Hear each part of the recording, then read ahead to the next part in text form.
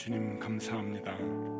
이번 겨울에 가장 춥다고 하는 한 주간을 우리가 보내고 있습니다. 바깥 출입이 쉽지 않은 이 추운 새벽 시간인데 우리를 깨워주시고 이렇게 주님 앞으로 부르시니 감사드립니다. 하나님의 자녀들이 이렇게 어렵게 이 시간 모였으니 우리 주님 칭찬하여 주시고 주님과의 더 깊은 만남이 있는 시간이 되게 하여 주시옵소서. 수고하고 무거운 짐진 자들 다 내게로 오라, 내가 너희를 쉬게 하리라 말씀하셨습니다. 그 말씀 의지하여 주님 앞에 나의 수고하고 무거운 짐을 내려놓습니다. 주님, 우리의 삶의 크고 작은 문제들을 감당하여 주시고 풀어갈 수 있는 지혜와 능력과 용기도 더하여 주시옵소서. 오늘도 베데스다 목가에서 일어나기를 원하는 병자와 같은 심정으로 여기 베데스다 성전을 찾은 이들이 있습니다. 주님 만나 주시고 주님의 방법으로 풀어 주시옵소서. 얽힌 실타래와 같은 문제라 할지라도 주님께서 만져주시면 매듭이 곱게 펴질 줄로 믿습니다. 주님의 창조의 손길로 우리를 새롭게 하여 주시옵소서. 계속해서 창세기의 말씀을 우리가 접합니다. 주님의 손길이 어떻게 만물을 새롭게 하는지 알게 하여 주시고 그 수혜의 대상이 바로 우리임을 확실하게 알게 하여 주시옵소서. 오늘도 창조주 하나님의 나에게 해주시는 말씀을 기대하며 예수 그리스도 이름으로 기도드리옵나이다. 아멘. 자, 하나님의 말씀 함께 보겠습니다. 하나님의 말씀은 창세기 18장 1절에서 15절까지 말씀입니다. 창세기 18장 1절에서 15절까지 말씀을 한 절씩 교독하겠습니다. 제가 먼저 봅니다. 여호와께서 마므레에 상수리 나무들이 있는 곳에서 아브라함에게 나타나시니라. 날이 뜨거울 때에 그가 장막문에 앉아 있다가 눈을 들어본즉 사람 셋이 맞은편에 서 있는지라. 그가 그들을 보자 곧 장막문에서 달려나가 영접하여 몸을 땅에 굽혀 이르되 내 주여 내가 주께 은혜를 입었사오면 원하건대 종을 떠나 지나가지 마시옵고 물을 조금 가져오게 하사 당신들의 발을 씻기시고 나무 아래에서 쉬소서. 내가 떡을 조금 가져오리니 당신들의 마음을 상쾌하게 하신 후에 지나가소서. 당신들이 종에게 오셨음이니이다. 그들이 이르되 내 말대로 그리하라. 아브라함이 급히 장막으로 가서 사라에게 이르되 속히 고운 가루 세 스아를 가져다가 반죽하여 떡을 만들라 하고 아브라함도 또 가축대에 있는 곳으로 달려가서 기름지고 좋은 송아지를 잡아 하인에게 주니 그가 급히 요리한지라. 아브라함이 엉긴 젖과 우유와 하인이 요리한 송아지를 가져다가 그들 앞에 차려놓고 나무 아래에 모셔 섬에 그들이 먹으니라. 그들이 아브라함에게 이르되 내 아내 사라가 어디 있느냐 대답하되 장막에 있나이다. 내가 이르시되 내년 이맘때 내가 반드시 내게로 돌아오리니 내 아내 사라에게 아들이 있으리라 하시니 사라가 그 뒤 장막문에서 들었더라. 아브라함과 사라는 나이가 많아 늙었고 사라에게는 여성의 생리가 끊어졌는지라. 사라가 속으로 웃고 이르되 내가 노쇠하였고 내 주인도 늙었으니 내게 무슨 즐거움이 있으리요. 여호와께서 아브라함에게 이르시되 사라가 왜 웃으며 이르기를 내가 늙었거늘 어떻게 아들을 낳으리요 하느냐. 여호와께서 능치 일이 있겠느냐. 기한이 이를 때에 내가 내게로 돌아오리니 사라에게 아들이 있으리라. 함께 봅니다. 사라가 두려워서 부인에게 이르되 내가 웃지 아니하였나이다. 이르시되 아니라 내가 웃었느니라. 아멘. 잘 지내셨죠? 눈이 왔습니다. 날도 추운데 길이 많이 미끄러웠을 텐데 여기까지 오시느라고 애 많이 쓰셨습니다. 아침 더 많이 드세요. 오늘요. 은혜도 많이 받으시고 기도도 많이 하고 그렇게 시간을 가지시면 좋겠습니다. 자, 오늘은 나이가 많은 사라가 아이를 갖게 된다라고 하는 그 관점이 아니고 이 창세기 18장에 보면은 이제 그 관점이 좀 많이 있어요. 우리에게 관심이. 근데 그 관점보다 더 중요한 것이 있습니다. 오늘은 그 아브라함이 상수리 나무 아래에서 하나님을 만난다. 천사들을 만나는 부지 중에 천사들을 만나는 그 장면을 보겠는데 중요한 그 신학적인 포인트가 여기에 있습니다. 신학적인 포인트. 그걸 알기 위해서는 1절과 2절을 이제 봐야 되는데 한번 눈여겨 보시면 좋겠습니다. 1절과 2절을 제가 읽어 드릴게요. 여호와께서 마므레의 상수리 나무들이 있는 곳에서 아브라함에게 나타나시니라. 날이 뜨거울 때에 그가 장막문에 앉아 있다가 눈을 들어본즉 사람 셋이 맞은편에 서 있는지라. 그가 그들을 보자 곧 장막문에서 달려나가 영접하며 몸을 땅에 굽혀. 자세히 보세요. 자, 문제를 드릴게요. 사람 셋이 있는데 저 사람 셋에 하나님이 포함될까요? 포함되지 않을까요? 이게 이제 그 신학적으로도 굉장히 중요한 문제입니다. 우리는 여기에 대해서 뭐 이렇게 크게 관심을 갖고 있지를 않는데, 이거는 그 어떻게 보느냐에 따라서 해석이 많이 달라져요. 관점도 달라지고, 우리 뭐 국어를 잘 하든 못하든 좀 이상하죠, 그죠? 아브라함을 이제 만났다고 얘기를 하는데 눈을 들어본즉 사람 셋이 맞은편에 서 있어요. 그러면 사람 셋이 와서 이야기가 시작이 되는데 그래서 하나님을 만났다는 건지, 하나님은 하나님을 만나고 있는데 사람 셋이 또 왔는지, 이게 이제 헷갈린단 말이죠. 어떻게 생각하십니까? 우리는 주로 저도 어렸을 때부터 어떻게 배웠냐면은 하나님이 저 세 분 안에 계신다 라고 그렇게 이제 배워왔는데, 그래서 뭐 그런 줄 알고 왔는데 이게 그 포인트가 조금 다르단 말이죠. 또 그 16절, 우리 내일 본문인데 16절을 보면은요 이렇게 나와요. 16절에 그 사람들이 거기서 일어나서 소돔으로 향하고 아브라함은 그들을 전송하러 함께 나가니라. 그들이 잘 먹고 쉬었다가 이제 소돔으로 간단 말이죠. 소돔으로 가는데 쭉 밑으로 가서 22절에 보면은 이렇게 나와요. 그 사람들이 거기서 떠나 소돔으로 향하여 가고 아브라함은 여호와 앞에 그대로 섰더니. 그러니까 이것도 헷갈려요. 그죠? 그래서 두 사람만 가고 한 사람이 남은 건지, 하나님이 남은 건지, 아니면은 하나님은 또 다른 존재인데 세 사람이 잘 쉬고 간 건지, 이게 이제 헷갈리는데, 이건 뭐 여러분들이 어떻게 믿으시는지에 따라서 여러분들 자유입니다. 이거는 뭐 성경에서 그대로, 우리가 뭐 그 당시에 옆에 있지 않았으니까 이거는 잘 모르는 문제이거든요. 그런데 여기에 대해서 전통적으로 크게 두 가지의 관점이 있어요. 두 가지 관점. 뭐 미리 다 얘기했죠. 이게 하나님이 거기에 속해 있느냐 속해 있지 않느냐 하는 그 두 가지 관점인데, 첫 번째가 세 사람 중에 하나님이 계실 때입니다. 세 사람 중에 하나님이 계실 때.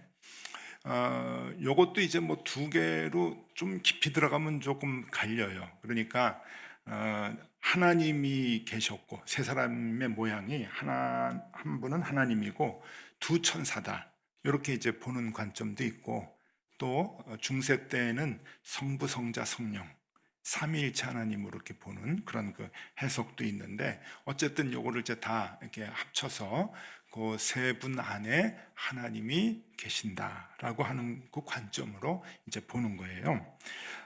이게 주로 우리 기독교에서, 교회에서 오래전부터 해석해 왔던 관점입니다. 그러니까 여러분들도 좀 익숙하실 거예요. 이 세 분 중에 한 분이 하나님이시고, 또 어떤 이제 교회에서는 삼위일체다라고 이렇게 배우신 분도 계실 텐데, 둘 다 이게 해석이 이렇게 전통적으로 쭉 내려오게 되는 해석인데, 중요한 거는 그럼 하나님이 그 안에 계시면은 뭐가 달라지느냐 하는 거예요. 뭐가 달라지느냐, 어떻게 이 본문이 해석이 되느냐라고 하는 건데, 하나님이 그 안에 계실 때의 중요한 관점은 뭐냐 하면은 하나님의 친밀함입니다. 친밀함.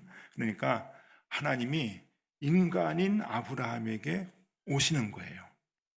굉장히 친밀하시죠. 어떻게 하늘에 계신 하나님이 한 인간인 아브라함에게 친히 오셔서 지금 뭘 하고 계시는가 하면은 먹고 마시는 거예요.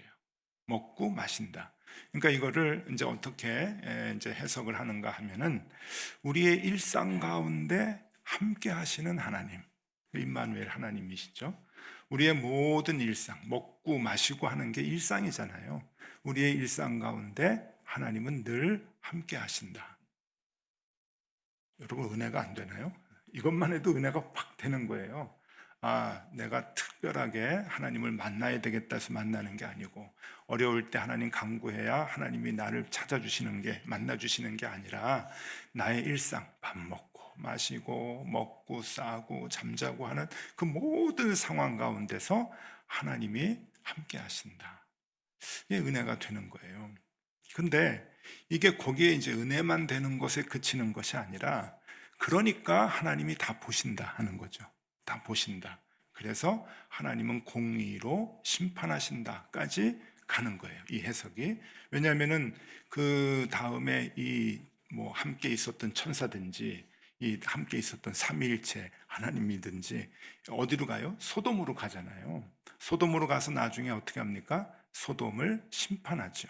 유황불로 심판을 하게 되는데, 그것은 하나님이 우리 인간들의 모든 일상 속에 개입하셔가지고 보시고 그것을 가지고 그 심판하신다, 공의로 심판하신다라고 하는 것을 보여주는 그러한 그 말씀이죠.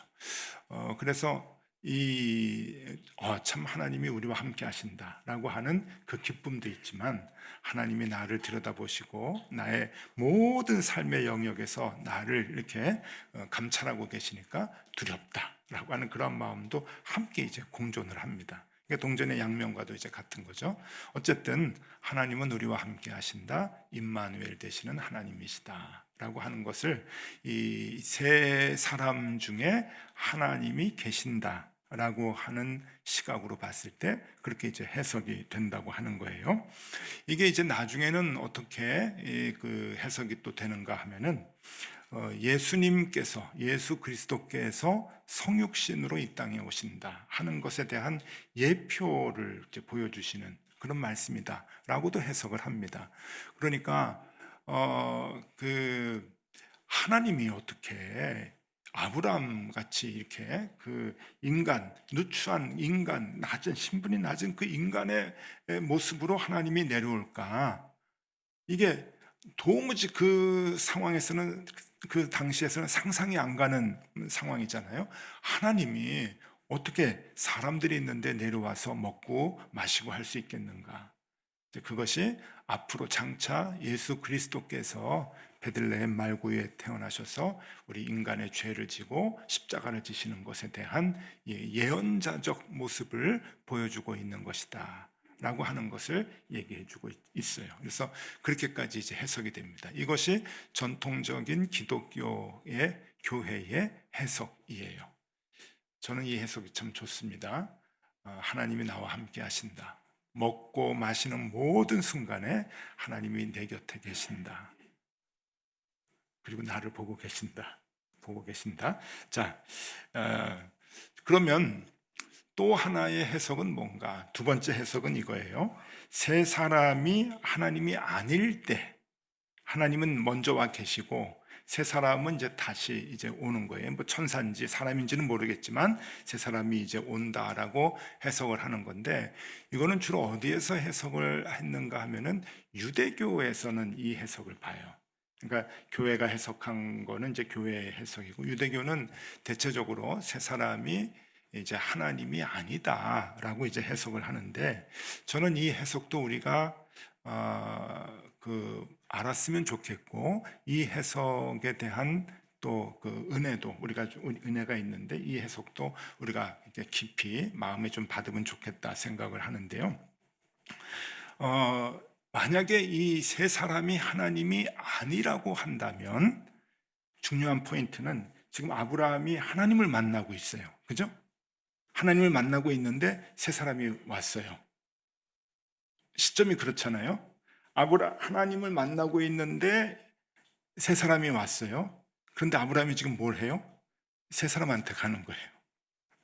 그러니까 이제 조금 우리말로 표현하면은 하나님 좀 계세요? 그러고서는 간다는 거예요. 이제 이게 굉장히 중요한 포인트라는 거예요. 어, 이게 하나님을 만나는 것과 이웃을 대접하는 것이 동격이라는 얘기입니다. 유대인들은 이렇게 해석을 하는 거예요. 하나님 좀 계세요. 저 사람들 내가 대접해야 됩니다. 그럼 하나님이 허락을 한다는 거예요. 이게 이 녀석이 내 앞에서 나하고 대면하다가 또 뭐 하는 짓이야? 하나님이 분노했으면 이제 아브라함은 살아남지 못하죠. 근데 그게 아니라 하나님이 제일 좋아하시는 일을 지금 하고 있는데, 그래서 하나님 잠깐 계셔요. 제가 하나님 기뻐하는 일을 지금 하겠습니다 하고 이 부지 중에 나그네들을 대접을 하는 그런 그 모습이 있는데, 이게 그 신앙생활을 하는 데 있어서 가장 중요한 포인트라고 얘기들을 합니다. 그러니까 하나님이 하나님으로 나타날 때가 아니라 하나님이 낯선 자의 모습으로 나타날 때 우리의 신앙이 매우 힘들다는 거예요. 근데 그것을 알아보고 하나님이 낯선 자의 모습으로 다가올 때 그를 하나님으로 볼 수 있는 것이 진짜 신앙인의 깊은 모습이다라고 하는 거죠. 그러니까 여러분, 신앙의 폭이 굉장히 이렇게 넓어지는 거죠. 이거는요. 그래서 이게 중요한 해석입니다. 히브리서 13장 2절에 보면은요. 히브리서 13장 2절. 이것도 히브리서도 유대인들에게 쓰인 그 이제 말씀이거든요. 바울은 헬라 사람들에게 서신을 썼다고 하면은 히브리서는 유대인들에게 제사법을 통해서 예수 그리스도와 하나님에 대한 이해를 돕기 위해서 서신을 쓴 거예요. 그러니까 유대인을 위한 이제 그 서신인데 히브리서 13장 2절에 이렇게 말합니다. 손님 대접하기를 잊지 말라. 이로써 부지 중에 천사들을 대접한 이들이 있었느니라. 아브라함을 얘기하는 거예요. 아브라함. 그러니까 부지 중에 손님 대접을 하는 것이 천사를 만나는 것이다 라고 하는 그러한 그 분명한 해석을 해주고 있는 거죠. 그러니까 유대인들이 이 뭐 잘하는지 못하는지 모르겠어요. 지금 이스라엘 사람들 보면은 뭐 되게 못하고 있는 것 같은데, 말씀하고는 관계없이 지금 살고 있는 것 같은데, 원래 이 유대인들은 하나님의 말씀을 하나님을 대하듯이 이웃을 대하라고 하는 그 하나님의 말씀을 정말 철저히 지키기 위해서 애를 썼단 말이죠. 그 마음을 이제 가져야 된다라고 하는 겁니다. 그래서 이 낯선 사람들, 처음에 천사라고 뭐 천사인 줄은 몰랐죠. 나중에 해석을 할 때 히브리서에서 그 사람들이 만난 게, 아브라함이 만난 게 천사다, 대접한 게 천사다라고 얘기했지만 그냥 나그네로 생각하고 대접을 했는데, 이 나그네로 대접을 한 게 상당하단 말이죠. 들어와서 이제 발을 닦으십시오. 발 닦아주고 그다음에 떡을 먹고 가셔라, 좀 쉬었다 가셔라, 이제 그러는데 최선을 다하는 대접을 합니다. 6절과 7절 말씀이에요. 6절과 7절에 아브라함이 급히 장막으로 가서 사라에게 이르되 속히 고운 가루 세 스아를 가져다가 반죽하여 떡을 만들라. 고운 가루 세 스아가 어느 정도의 분량이냐면은 부피로는 22리터, 1리터짜리 페트병 있으면은 22개, 그 다음에 무게로는 18kg. 되게 감이 잡히시죠? 세 사람한테, 세 사람. 냉장고 없습니다. 먹고 남은 거 나중에 내가 먹지. 그게 없어요. 아니에요. 근데 어마어마한 양을 가지고 이제 세 사람을 대접을 하는데, 저것만 있는 게 아니죠. 7절에 보면은 아브라함이 또 가축대 있는 곳으로 달려가서 기름지고 좋은 송아지를 잡아 하인에게 주니 그가 급히 요리한지라. 이건 좀 너무했죠. 세 사람에게 주는 음식인데 그렇게 이제 고운 가루 18kg에 송아지 한 마리로 요리를 급히 해가지고 줬다. 그러니까 이거는 뭔가 하면은 정말 정성을 다해서 최선을 다했다라고 하는 그런 그 말씀이죠. 그래서 부지 중에 손님 대접을 할 때 어떻게 되느냐? 여러분 8절을 보세요. 8절에 아브라함이 엉긴 젖과 우유와 하인이 요리한 송아지를 가져다가 그들 앞에 차려놓고 나무 아래 모셔 섬에 그들이 먹으니라. 아브라함이 대접을 하고 천사들이 먹어요. 히브리서에 보면 이제 천사라고 분명히 나오잖아요. 천사들이 이제 먹습니다. 이게 뭔가요? 어, 사람이 높아요? 천사가 높아요? 이게 질문이 좀 이상한가요? 예. 사람의 능력이 더 큰가요? 천사의 능력이 더 큰가요? 천사의 능력이 크겠죠. 아무래도. 그런데 이게 지금 그 사람과 천사가 지금 동격이 되는 거예요. 이것도 하나님 축복이죠. 이게 부지 중에 사람을 대접을 하는 데 있어서 우리 인간이 천사와 동격이 되는 이제 그러한 그 모습이다라고도 해석을 합니다. 네. 뭐 관심은 없으세요? 그런 거는? 예. 천사 되면 좋겠어요. 천사의 능력이 나에게도 있으면 좋겠어요. 근데 그들과 같이 겸상을 하고 그들과 함께 동격이 된다 하는 것은 얼마나 좋을까. 근데 뭐 내가 신분 상승하는 거 그게 뭐 좋은 게 아니라 어쨌든 그 하나님의 말씀을 가지고 우리가 말씀을 믿고 신앙생활을 하는 데 있어서 그 신앙생활의 깊이가 어디로 가야 되는가 하는 것을 우리가 이제 볼 수가 있습니다. 그래서 여러분 이제 부지 중에 나그네를 타인을 대접을 하는 것이 이 하나님이 가장 기뻐하시는 것이다. 하나님을 대면하는 것과 같은 거다라고 이제 말씀을 드렸잖아요.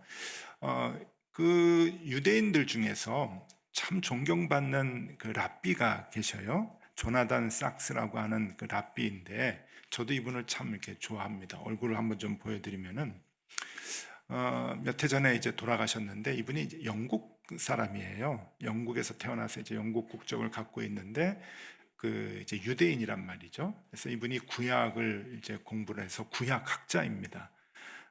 꽤 유명한 그 신학계에서는 유명한 구약학자인데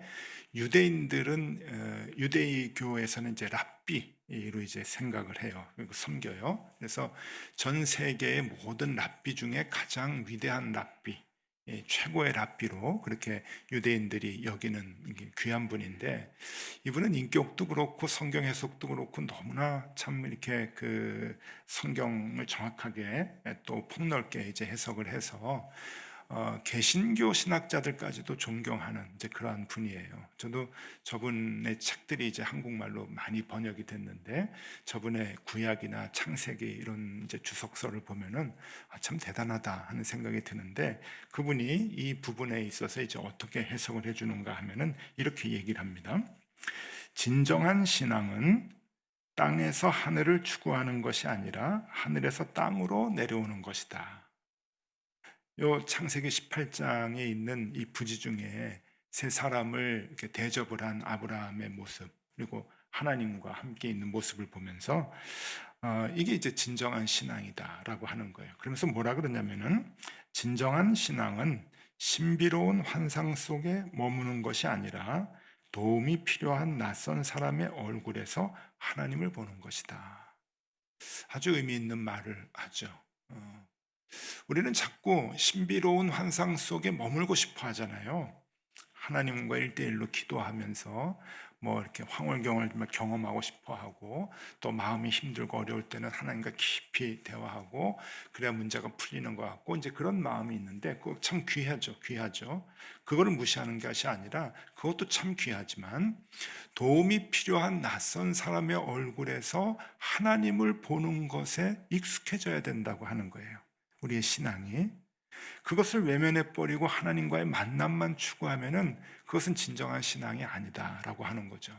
그래서 우리의 일상생활 속에서 내 주변에 있는 사람들의 얼굴에서 하나님을 보는 거예요. 천사는 하늘에만 있는 게 아니야. 바로 너야. 여러분, 이게 우리가 지어낸 말이 아니잖아요. 그 야곱을 죽이려고 달려왔던 형 에서 정말 흉악하겠죠. 400명 군대를 끌고 동생을 죽이려고 오랜 시간 기다렸잖아요. 그 원한을 갚으려고 오랜 시간. 근데 야곱의 마음이 바뀌었어요. 형의 마음이 바뀐 게 아니에요. 야곱이 야복강가에서 밤새 기도를 하고 은혜를 받았어요. 그 다음에 성경에서 뭐라 그럽니까? 형 에서의 얼굴을 보니 누구의 얼굴 같다고요? 하나님의 얼굴을 보는 것 같다. 형의 얼굴을 보니 하나님의 얼굴을 본다. 그게 그 말이란 말이죠. 이게 그 신앙이라고 하는 것은 뭔가 내가 하나님 앞에 은혜를 받고 내가 변하게 되면은 옆에 있는 사람들, 가족들, 그리고 함께 일하는 사람들, 함께 교회에서 봉사하는 모든 사람들의 얼굴 가운데서 하나님을 볼 수 있어야 되는 거죠. 하나님을. 그게 성숙해져가는 신앙, 그리고 그게 진정한 신앙인의 시각이라고 하는 겁니다. 자, 오늘 말씀에 대해서 정리를 좀 해드리겠습니다. 정리표 보십시오. 세 사람이 하나님일 때, 세 사람이 하나님이 아닐 때, 이제 그 해석이에요. 세 사람 가운데 하나님이 계신다고 해석을 할 때, 세 사람 가운데 하나님 계시지 않고 하나님은 따로 계신다라고 해석을 할 때, 강조점이 뭐냐? 그 해석의 강조점은, 자, 세 사람이 하나님일 때는 우리의 일상 가운데서 활동하시는 하나님, 이 포인트가 굉장히 이제 그 강조가 되는 거고요. 그리고 결과는 심판하시는 하나님, 공의로우신 하나님. 내 곁에서 우리의 모든 삶의 모습을 보니까 감찰하시니까 하나님 심판하시고, 소돔과 고모라 하나님 심판하시잖아요. 자, 세 사람이 하나님이 아니고 천사고 나그네였다라고 했을 때 부지중 손대접의 실천, 이것이 하나님 기뻐하시는 것이다. 그것이 하나님을 대면하는 것과 타인에 대한 섬김은 동격이다. 동격이다.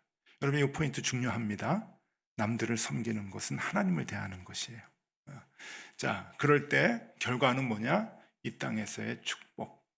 그래서 저 시각으로 봤을 때 이 뒤에 나오는 사라가 늙었음에도 불구하고 아들을 낳게 되는, 불가능한 일이 가능케 되는 것을 복으로 얻게 된다라고 하는 거죠. 그러니까 이 사라가 이게 나이가 많아서 아기 못 낳는데 어떻게 아기를 낳을 수 있을까? 하나님의 능력이다. 이 포인트로 이 말씀을 보면은 이 앞에 있는 부분들을 잘 못 봐요. 그러니까 이 사라가 아기를 낳게 된다고 하는 것은 이건 뭐 성경 전체에 있는 하나님의 능력으로 보면 쉬운 일이잖아요. 그러니까 거기에 초점을 맞추지 마시고, 하나님을 만나는 것 같이 내 이웃의 얼굴을 가운데서 하나님을 보고 그들을 대접하기를 힘쓰는 신앙인들의 모습, 그러한 삶을 살기 위해서 애를 쓸 때 하나님은 우리의 삶을 축복해 주신다. 축복해 주신다. 불가능한 일도 가능케 해주시고 어려운 일도 풀어주시고 하나님과 동행하는 삶이 그렇게 형통한 삶이 될 수 있도록 하나님께서 인도해 주신다라고 하는 것을 여기서 얘기해 주고 있는 거죠. 저는 욕심이 납니다. 욕심이 나요. 둘 다 해석이 참 좋아요. 그래서 둘 다 해석을 저는 굳게 믿습니다. 하나님이 나와 함께 하셔서 나의 모든 일상, 먹고 마시는 거 함께 해주셔서 감사하고, 그래서 조금 두려운 마음이 있죠. 죄 지으면 안 되고 하나님께 노출되어 있으니까. 그래서 조심조심 정성을 다해서 살아야 되는데, 하나님께서 좋아하시는 것, 남들의 얼굴을 통해서 하나님을 보고 남들을 손대접하고 작은 사람 섬기고 높이고 그렇게 봉사하면서 살아가는 것, 하나님이 제일 좋아하신다. 성경 전체에 하나님께서 요구하시는 그 말씀이 바로 그거다. 그 포인트다. 그럴 때 이 땅에 살아가면서 손해보지 아니하고 하나님이 채워주시고 복을 주시고 인도해 주신다. 이게 복음이죠. 이게 복음입니다. 그래서 그 말씀을 우리가 마음에 새기고 오늘도 또 신앙생활을 잘 해나가면 좋겠다 생각을 합니다. 자, 이 복 다 받으세요. 네. 아기 하나씩 낳을까요? 불가능한 일 가능케 되는 그러한 복을 우리가 이 땅에서 다 받으면서 정말 기쁨과 평안으로 살아가는 우리 주님의 자녀들 다 되실 수 있기를 바랍니다. 자, 우리 전능하신 나의 주 하나님, 우리 함께 찬양하고 기도하면 좋겠습니다.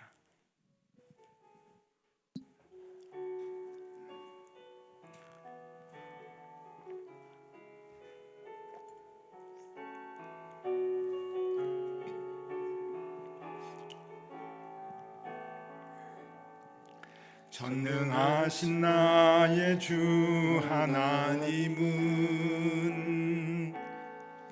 능치 못하실 일 전혀 없네. 우리의 모든 간구도 우리의 모든 생각도 우리의 모든 꿈과 모든 소망도 신실하신 나의 주 하나님은 우리의 모든 괴로움 바꿀 수 있네. 불가능한 일 행하시고 죽은 자를 일으키시니 그를 이길 자 아무도 없네. 주의 말씀 의지하여 깊은 곳에 금을 던져 오늘 그가 놀라운 일을 이루시는 것 보라. 주의 말씀 의지하여 믿음으로 금을 던져 믿는 자에게 능치 못함 없네. 주의 말씀 의지하여 주의 말씀 의지하여 깊은 곳에 금을 던져 오늘 그가 놀라운 일을 이루시는 것 보라. 주의 말씀 의지하여 믿음으로 금을 던져 믿는 자에게 능치 못함 없네. 주님, 우리의 일상에 오셔서 먹고 마시는 일에 함께 하시니 감사합니다. 늘 우리의 일상에서 주님 만나게 하시고 주의 음성에 민감한 우리가 되게 하여 주시옵소서. 내 주변의 이웃으로 오시는 주님, 내가 만나는 다른 이들의 얼굴에서 주님의 얼굴 보게 하여 주시고 주님께 대하듯 이웃을 대하는 우리가 되게 하여 주시옵소서. 부지 중이라도 남들을 높이고 섬기는 하나님의 사람들이 다 되게 하여 주옵소서. 그래서 주님께서 주시는 복 이 땅에서 다 받아 누리는 우리 모두가 되게 하여 주시옵소서. 지금은 우리 구주 예수 그리스도의 은혜와 하나님 아버지의 크신 사랑과 성령님의 교통하심이 말씀대로 살아서 주님이 준비하시는 복 다 받아 누려야 할 사랑하는 높은 뜻 덕소교의 모든 교우들 위에와 그리고 이 자리에 나와 함께 예배하는 우리의 자녀들 앞날 위에 지금부터 영원토록 함께 하시기를 간절히 축원하옵나이다. 아멘.